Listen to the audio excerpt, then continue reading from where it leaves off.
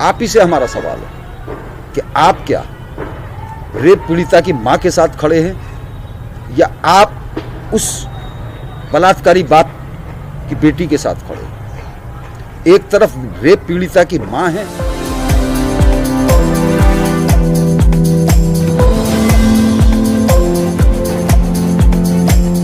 नमस्कार, सत श्री अकाल दोस्तों, मैं हूं आपका दोस्त एसएम फरीद भारती। आप देख रहे हैं न्यू टीवी इंडिया। छत पर चर्चा में एक आज सबसे बड़ी चर्चा, सबसे बड़ा सवाल लेकर आए। उन्नाव रेप पीड़िता की मां को जब कांग्रेस ने टिकट दिया तो दर्द छलक उठा। किसको दर्द छलक उठा? एक उस अपराधी की बेटी को जिसे अदालत ने उम्र कैद की सजा सुनाई है। उनकी बेटी ऐश्वर्या सेंगर कहती हैं कि कांग्रेस को समाज और नैतिकता माफ नहीं करेगी। लड़की हूँ, सच सबके सामने लाने के लिए मैं भी लड़ सकती हूँ। प्रियंका गांधी जी, राजनीति के दृष्टिकोण से शायद अपना उठाया गया ये कदम आपको एकदम सही लगे। मैं राजनीति तो नहीं जानती, पर समाज और नैतिकता का धर्म इसके लिए आपको कभी माफ नहीं करेगा। जिन माँ बेटी को आपने टिकट दिया है उन पे 420 नकली टीसी बनवाने का मुकदमा दर्ज है। उसी में उनकी जमानत भी अभी खारिज हुई है। जिस परिवार को आपने टिकट दिया उन पे दर्जनों से अधिक मुकदमे उन्नाव में ही दर्ज हैं। जब मेरी माँ को टिकट मिला था तब तो आपकी पार्टी को सारा धर्माधर्म याद आ गया था।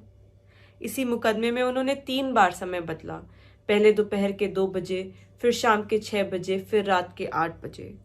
ये एडमिटेड फैक्ट है कि उस समय मेरे पिता की लोकेशन 17 किलोमीटर दूर उनके उन्नाव कार्यालय की पाई गई। मेरे पिता नार्को टेस्ट के लिए तैयार थे, पर इन्होंने नार्को टेस्ट के लिए भी मना कर दिया। मैं आज भी सबके सामने कहती हूँ कि अगर एक भी सबूत है कि मेरे पिता ने इनकी तरफ आंख उठा के भी देखा है तो मेरे पूरे परिवार को फांसी की सजा सुना दी जाए। आपके भाई पे भी तो ऐसे ही आरोप लगे थे। एक परिवार को जो बर्बाद कर दे, ऐसी राजनीति मेरा उन्नाव कभी नहीं स्वीकारेगा। 10 मार्च को आपको इसका परिणाम भी दिख जाएगा। हमारा उन्नाव का आशीर्वाद मेरे साथ था और हमेशा रहेगा। धन्यवाद। उस पर ट्रोल किया जा रहा है, यही सवाल लोग बाग उठा रहे हैं। और कम से कम अगर उस लड़की को अकल नहीं है, ऐश्वर्या सेंगर को अकल नहीं है, तो हमारे देश की मीडिया को ये समझना चाहिए और कम से कम इतनी तो समझ, इतनी तो अकल रखनी चाहिए कि रेप पीड़िता की बेटी के फेवर में खड़े ना होकर एक उसके फेवर में खड़े हों जिसके साथ रेप हुआ था, उसकी मां के फेवर में खड़े हों। आज देखने में आ रहा है कि मीडिया बिल्कुल अपने को निचले स्तर पर ले जा चुकी है। क्या कहा जाएगा इसमें?